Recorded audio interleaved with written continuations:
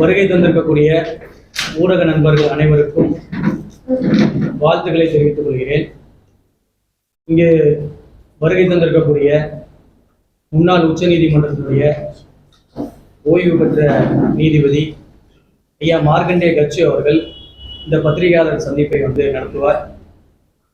அந்த தச்சூர்ல இருந்து கூட்டூர் வரைக்கும் வரக்கூடிய, தச்சூர் முதல் சித்தூர் வரை வரக்கூடிய 6 வழிச்சாலை சம்பந்தமாக ஐயா அவர்கள் முன்னே உரையாற்றுவார்கள். வணக்கம்.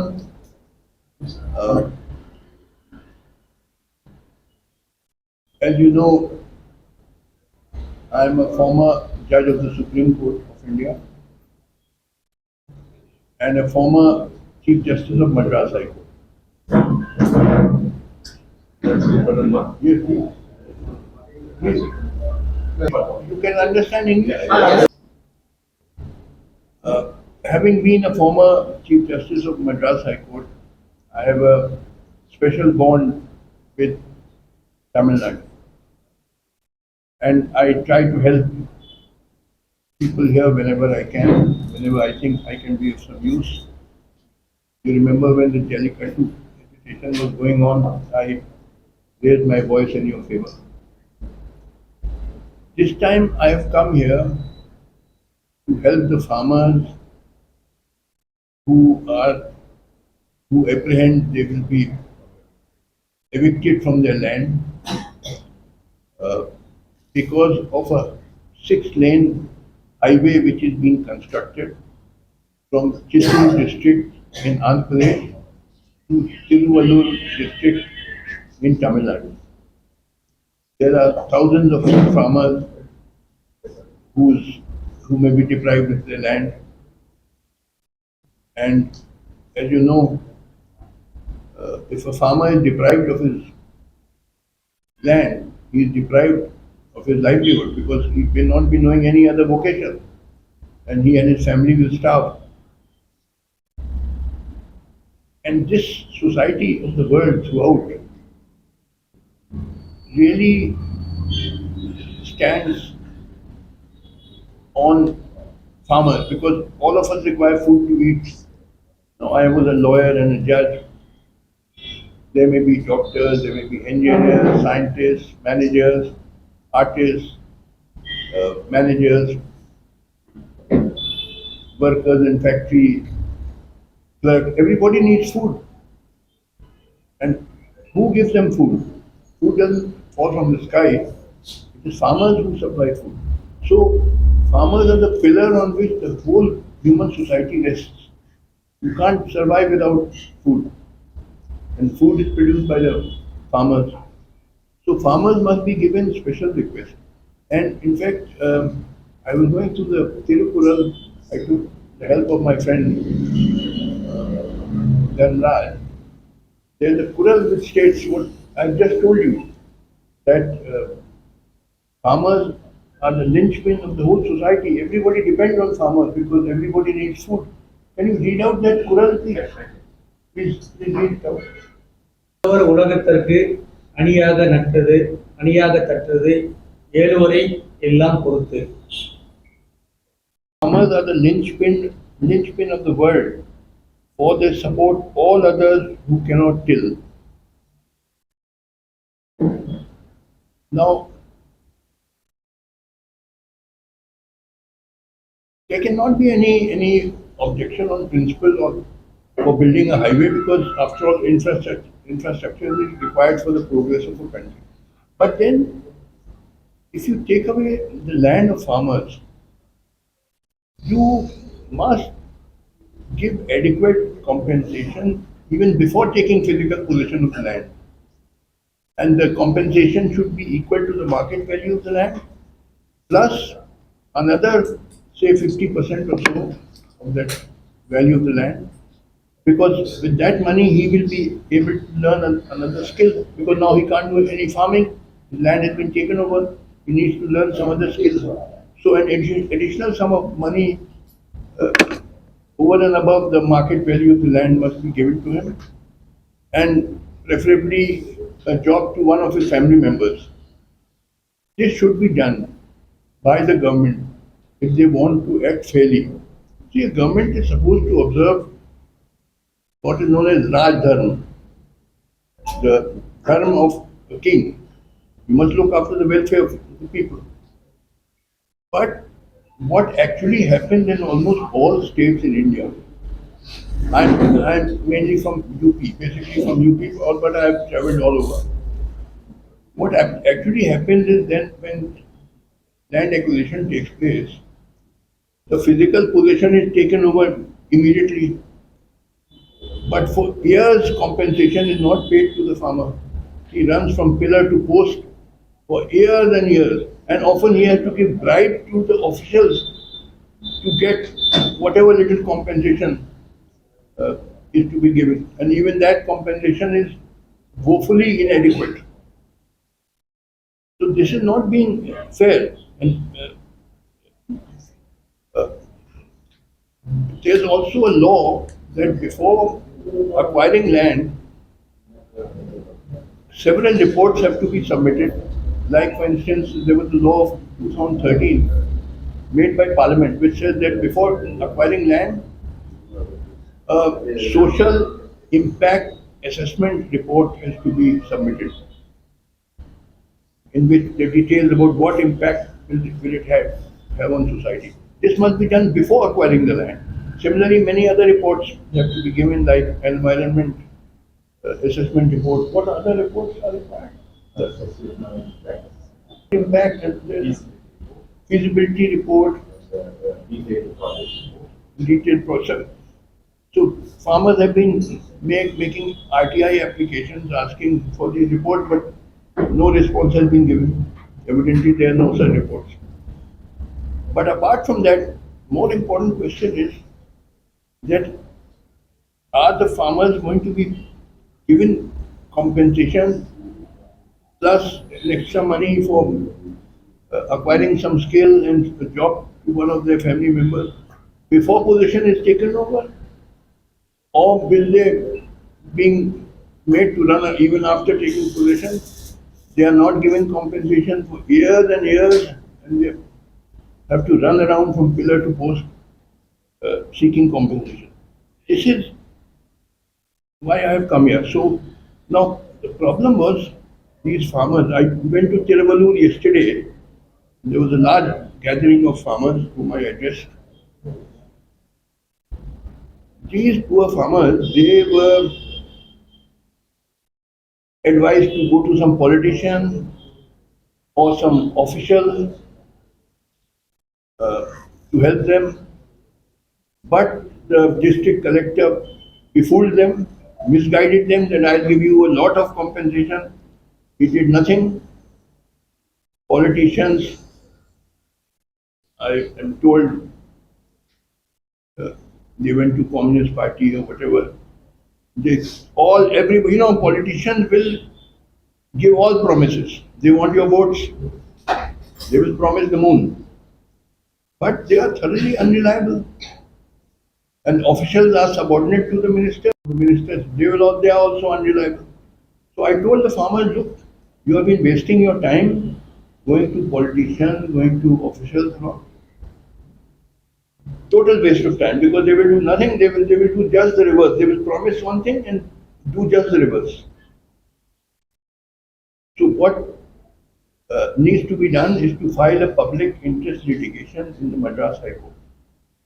That is the correct way, because these people were not given any guidance. So they were running here and there, politicians and officers. I said, that's not the way. The correct way to solve your problem is approach the High Court by way of a public interest litigation, which is called PIL, and there all these facts must be mentioned in that petition, and also a copy of the article which I have written should be annexed, in which I have quoted Tiruvalur and so on. And you must get a top lawyer of Madras High Court. Yesterday I spoke to Mr. Vidul Salai, who is a former Advocate General.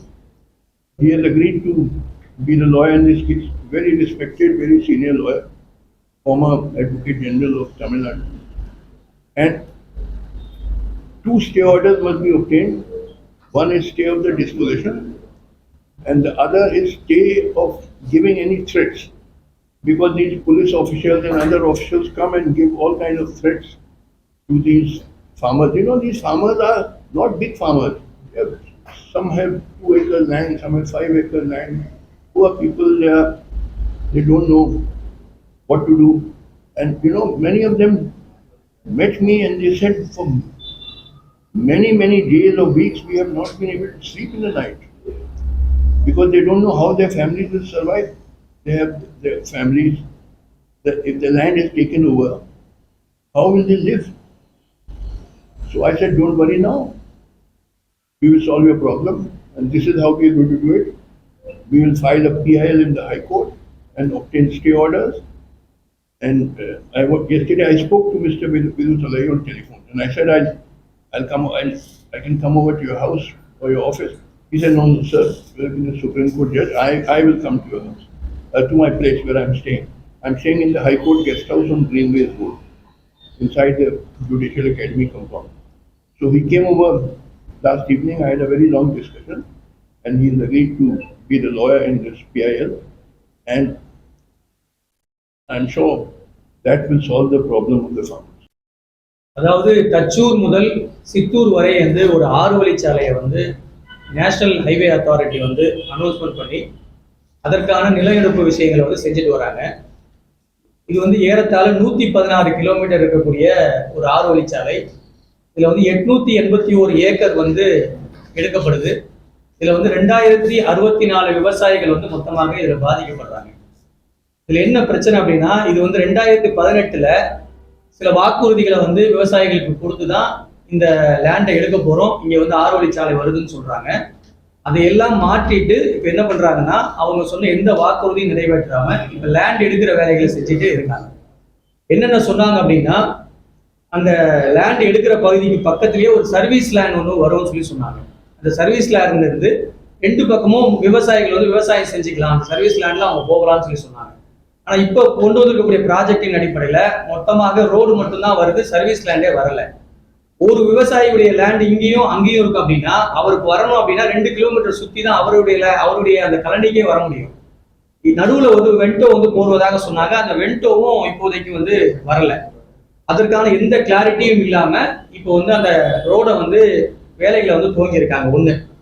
ரெண்டாவது, இந்த கலனிகள்லாம் பாத்தீங்கன்னா விவசாய பூமி எல்லாமே பாத்தீங்கன்னா 3 போக விளையக்கூடிய விவசாய பூமி.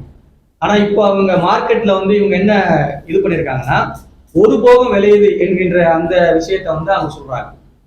1 போகம் விளையுது அப்படின்னு சொன்னா மார்க்கெட் வேல்யூ வந்து உயரத்தால 2 மடங்கு குறைச்சிடுறாங்க. 1 போகம் விளையக்கூடிய பூமிக்கு என்ன மார்க்கெட் வேல்யூ அதை மட்டும்தான் வந்து தருவதாக வந்து இப்போ உத்தரவாதம் கொடுத்துருக்காங்க. ஆனா விவசாயிகள் என்ன சொல்றாங்கன்னா, 3 போகம் விளையக்கூடிய ஒரு பூமியை வந்து இவங்க எடுக்கிறாங்க. ரெண்டாவது, இப்போ இந்த 6 வழிச்சாலை எதிர்ப்பு விவசாயிகளுடைய கோரிக்கை என்னன்னா, இது எங்களுடைய வாழ்வாதாரத்துக்கான ஒரு பூமி, இது நாங்க வந்து ஏறத்தாழ ஆண்டாண்டு காலமாக விவசாயம் செஞ்சுட்டு வரோம், இந்த பூமியை எடுக்கக்கூடாது, இந்த விவசாய நிலங்களை எடுக்கக்கூடாது என்பதற்காக தான் இப்போ 6 வழிச்சாலை எதிர்ப்பு இயக்கம் என்று சொல்லி அங்க வந்து போராட்டங்கள் வந்து நடைபெற்று வருது. ஐயா அவர்கள் கூட இங்க வந்து அவங்களை சந்திச்சு நேற்று வந்து அவருடைய விஷயங்களை வந்து பதிவு செஞ்சிருக்காங்க. இதுல வந்து இப்ப அவங்களுடைய கோரிக்கையா அவங்க என்ன சொல்றதுன்னா, இந்த லேண்ட் எடுக்கப்படும் போது இந்த முன்னாடி சொன்ன அந்த வாக்குறுதிகளை எடுக்கணும். முதல்ல லேண்ட் எடுக்கக்கூடாது, ஏன்னா விவசாயிகள் பாதிக்கப்படக்கூடாது. இது எதற்காக எடுக்கப்படுது என்று சொல்லும் போது, இது ஏறத்தாழ காட்டுப்பள்ளியில வரக்கூடிய அதானியினுடைய துறைமுகத்துக்காக வேண்டிதான் இந்த லேண்ட் இந்த ரோடு வந்து போடப்படுவதாக சொல்றாங்க. ஏறத்தாழ அதற்காக தான் இந்த ரோடு போடுறாங்க. அங்க வந்து இதுதான் அவசியம். அப்ப விவசாய பூமிகளெல்லாம் அழிச்சிட்டு வளர்ச்சி என்ற பெயர்ல வந்து ரோடுகளை போட்டு விவசாயிகளை வந்து நடுத்தருவில் நிற்க வைக்க வேண்டிய வேலையை தான் இந்த ஒன்றிய அரசு தொடர்ச்சியாக செய்து வருது. அதுல ஒரு பகுதியாகத்தான் இந்த 6 வழிச்சாலையினுடைய இந்த ரோடை வந்து நம்ம பார்க்கிறோம். இதை ஏறத்தாழ எல்லா விவசாயிகளும், அங்க இருக்கக்கூடிய எல்லா விவசாயிகளும் எதிர்த்து நிற்கிறாங்க. நம்மளோட பாதிக்கப்பட்ட விவசாயிகளும் இங்க வந்திருக்காங்க.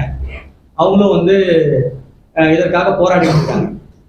நேற்று வந்து ஐயா வந்து பார்த்ததுக்கு அப்புறம் இதுல என்ன சொல்றாங்கன்னா, இதற்காக வேண்டி ஒரு பில் போடுவதாக, அதாவது ஒரு ரிட் மனுவை வந்து தாக்கல் செய்வதாக வந்து முடிவு செஞ்சிருக்காங்க.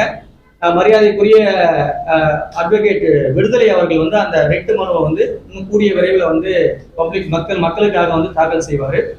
அது வந்து நம்முடைய சென்னை உயர்நீதிமன்றத்தில் வந்து தாக்கல் செஞ்சு வழக்காடுவாங்க என்பதற்காக முடிவு செஞ்சிருக்கோம். இந்த கூட்டமைப்பு வந்து எங்களுக்கு வாழ்வாதாரம் நிலம் தான். நிலத்தை நீங்க முழுமையா எடுத்துடுறீங்க, நாங்க எங்க போறது அப்படிங்கிற ஒரு கேள்வி இருக்குது. ரெண்டாவது, அந்த நிலம் எடுப்பதற்கான சமூக தாக்க மதிப்பீடு, சுற்றுச்சூழல் தாக்க மதிப்பீடு, இதெல்லாம் வந்து அங்க இருக்கக்கூடிய மக்கள் வந்து இதுல வந்து தகவல் அறியும் உரிமை சட்டத்தில் கேட்டு இதுவரைக்கும் நிர்வாகம் கொடுக்கல. நாங்க வந்து எங்களுக்கு நிலம் போதும், நிலத்தை வச்சு நாங்க வாழ்வாதாரத்தை நடத்திக்க முடியும். நீங்க சாலை போட்டீங்கன்னா நாங்க போய் மேம்பாலத்தடியில் தான் குடியிருக்க வேண்டியது. அதனால நிலத்தை எக்காரணத்தை கொண்டு விடுவதில்லை. மக்கள் போராட்டத்தோட எப்பவுமே எஸ்டிபி கட்சி இணைஞ்சு நிற்போம். ஆறுவழிச்சாலையை பொறுத்த வரைக்கும் இது வந்து மக்கள் விரோத ஒரு திட்டம். மக்கள் விவசாயிகளை அழித்துட்டு அந்த இடத்துல வந்து வளர்ச்சி என்ற பேர்ல விவசாயிகள் எல்லாம் வந்து நடுத்தூர நீக்கி வச்சுட்டு அந்த ரோடு கொண்டு வர வேண்டிய அரசு அந்த திட்டத்தை வந்து எஸ்டிபி கட்சி நாங்கள் வந்து வன்மையாக அதை எதிர்க்கிறோம். ஆகையால இந்த கூட்டமைப்போடு இணைந்து நாங்கள் செயல்படுறோம். பாதிக்கப்பட்ட விவசாயிகள் அவங்க வந்து சித்தூர் டு தச்சூர் 6 வழிச்சாலை எதிர்ப்பு இயக்கம் சொல்லி பாதிக்கப்பட்ட விவசாயிகள் அங்க போராட்டம் பண்ணிட்டு இருக்கிறாங்க, ஒரு எதிர்ப்பு இயக்கத்தை வச்சு. இந்த இயக்கத்துக்கு ஆதரவாக சமூக நல அமைப்புகள், ஜனநாயக அமைப்புகள், அரசியல் கட்சிகள் எல்லாம் வந்து ஒரு கூட்டமைப்பை ஏற்படுத்தி இருக்கிறாங்க. அந்த கூட்டமைப்புல எஸ்டிபி கட்சியையும் முன்னிலை வகிச்சு இங்க இருக்கக்கூடிய அந்த போராடுற எதிர்ப்பு 6 வழிச்சாலை எதிர்ப்பு இயக்கம், மக்களே போராடுற எதிர்ப்பு இயக்கம் இருக்கு இல்லைங்களா, அதற்கு உண்டான ஒரு கூட்டமைப்பை ஏற்படுத்தி பின்னணியில் அவங்க எல்லாம் வேலை செஞ்சு கொடுக்குறாங்க. நாங்க வந்து எங்களுக்கு காம்பன்சேஷன் வேண்டாம், எங்களுக்கு நாங்க நிலத்தை விட்ட தயாராக இல்லை. அந்த நிலம் அந்த 6 வழிச்சாலை யாருக்கு போறீங்க? எங்களுக்காக போடுறீங்க. எங்க ஊர் விவாதங்களை குழியும் குண்டுமா கிடக்குது, அதை பூரா போடாம இருக்குது இந்த அரசாங்கம். ஆனா நீங்க யாருக்காக இந்த 6 வழிச்சாலையும் பட்டுச்சாலையும் போட்டுட்டு இருக்கிறீங்க? எங்களுக்கு அந்த சாலை எங்களுக்கான சாலை அல்ல. அங்க நிலம் துண்டாடப்படுகிறது, விவசாயிகளுடைய வாழ்வாதாரம் அளிக்கப்படுகிறது, 3 போகம் விளையிற வயல் 6 வழிச்சாலை மக்களுக்கு 1% கூட பிரயோஜனப்பட சாலைகள் கிடையாது. அந்த சாலை எங்களுக்கு வேண்டாம், நாங்கள் நிலத்துக்கு கொடுக்க மாட்டோம்.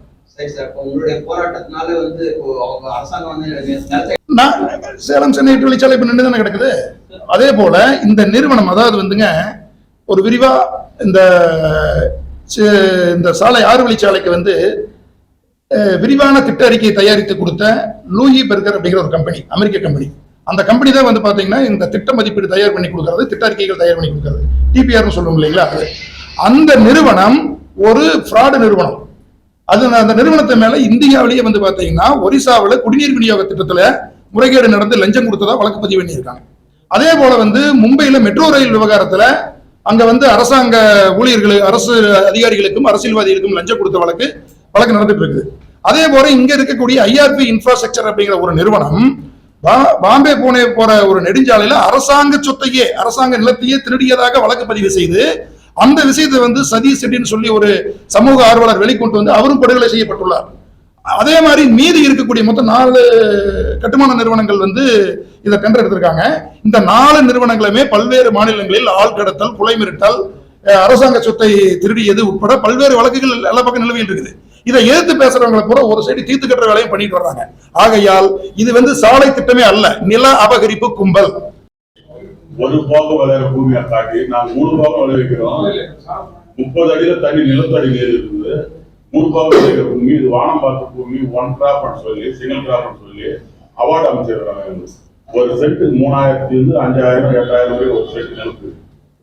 3 போகம் விளையாட பூமி வந்து சிங்கிள் கிராப் அவார்டு பணம் பட்டோட பணத்துக்காக அவங்க ஏமாற்றி அது போல அனுப்பிச்சிருக்காங்க. இது வாங்கிக்கலாம் திங்க நான் வந்து ஆர்டிகேஷன் தரேன்னு சொல்லி கலெக்டர் 5 முறை அவர்கிட்ட இது நடந்தது பேச்சுவார்த்தை. கலெக்டரிடம் 5 முறை பேச்சுவார்த்தை நடந்துருந்தா அவர் என்ன சொல்றாருன்னா, நான் சர்வீஸ் ரோடு இருக்குதுன்னு சொன்னார் முதல்ல பேச்சுவார்த்தையில. 2வது சர்வீஸ் ரோடு கிடையாது இருக்கிறாரு. ஆர்டிகேஷன்ல நான் இது மடங்கு 2 மடங்கு தரான்னாரு. சரி, அதை நம்பி சில விவசாயிகள் பணம் வாங்கினாங்க இந்த அவார்டு. இப்போ ஆர்டிகேஷன் வாங்கி 6 மாசம் ஆகுது. 2வது அந்த ஆர்டிகேஷன் பணம் கேட்டா இப்ப முடியாது, மொத்த பேரும் பணம் வாங்கிட்டா தான் கொடுக்க முடியும். அது வந்து 55% சதவீதம் வந்து என்ஹெச் நகாய அவங்க கொடுக்கணும், 45% தான் கவர்மெண்ட் கொடுக்குது. இந்த 45% பணம் தீர்ந்து போச்சு. அவங்க நகை அவங்க வந்து கான்ட்ராக்ட் ஓட்டு போட்டு அவங்க தோல் எடுத்து போட்டு வசூல் பண்ணி பிற்காலத்துல கொடுப்பாங்க. நாங்கெல்லாம் இறந்து போன பிறகு 5 போன பிறகு அவங்க கொடுப்பாங்க. எங்களுக்கு வந்து ரோடு தேவையில்லை. 3 போகம் விளையாட போய் அதுலதான் நாங்க படிச்சுக்கணும், எங்க பசங்களை படிக்க வைக்கிறது, விவசாயம் பண்ணுறது, அது நான் செய்யுது. ஒரு 20% வாங்கியிருக்காங்க.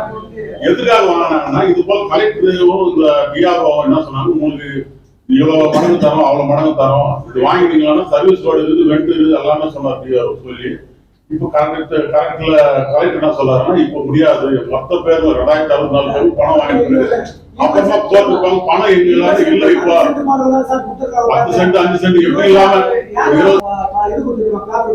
டாக்குமெண்ட் கொடுத்துருக்காங்க. நாங்க வந்து போக முடியும் விட மாட்டோம். அடிக்கடி வந்து தாசில்தார் வந்து என்ன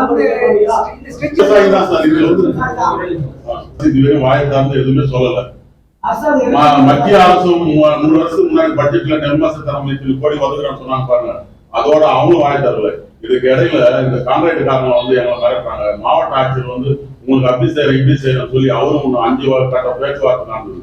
5 கட்ட பேச்சுவார்த்தை நடந்தது. அவர் சொன்னது ஒன்றும் சொல்லல. ஒரு செயல் ஆணையம் கடிதம் தராங்க. நான் இவ்வளவு பங்கு இத்தனை மடங்கு தரேன், நீங்க வாங்க 15வது நாள் உங்களுக்கு பணம் தரேன்னு சொன்னாரு. அதை நம்பி சிறு சிறு விவசாயிகள் 10 சென்ட் 20 சென்ட் 20 வாங்கினாங்க. போய் கலெக்டர் கேட்டா இப்ப பணம் இல்ல, நகை NHA தான் தரணும், அவங்கள போய் கேள்வி நீங்கன்றாரு. இவரு கொடுக்குறேன்னு சொல்லி இனி அவங்கள போய் கேள்வி பணம் இல்ல, 45% பணம் தான் கவர்மெண்ட் பணம், 55% வந்து கான்ட்ராக்டர் கொடுக்கணும், நீங்க அவங்களும் தான் போய் கேட்கணும்னு சொல்றாரு. இந்த டிஆர் வாண்டவர் மார்க்கெட் வேலையோட 3 மடங்கு தரேன், சர்வீஸ் ரோடு தரேன், ரெண்டு தரேன், அதெல்லாம் ஏமாச்சு ரிட்டையர்ட் ஆகும்போது அவரு 2 கோடி ரூபாய் லஞ்சம் வாங்கி கான்ட்ராக்ட் தரேன். ஒரே டே நைட்ல கையெழுத்து போட்டு அவார்டு ஆரம்பிச்சாரு. 3000 2000 5000 செட்டுங்க. எங்களுக்கு சொன்னது வந்து பக்கத்துல ஆந்திரா மாநிலத்தில் இதே நிலம் எடுக்கிறாங்க. இந்த ரோட்டுக்கு டிகேடி பட்டா இல்லாத நிலம், அவங்க அனுபவத்துல இருக்க நிலத்துக்கு 25 லட்சம் ஒரு ஏக்கர் கணக்கு கொடுத்துருக்காங்க. 18 இருந்து 25 லட்சம் ஒரே சிங்கிள் பேமெண்ட் கொடுத்துருக்காங்க. இன்னும் பட்டா நிலம் கிடையாது.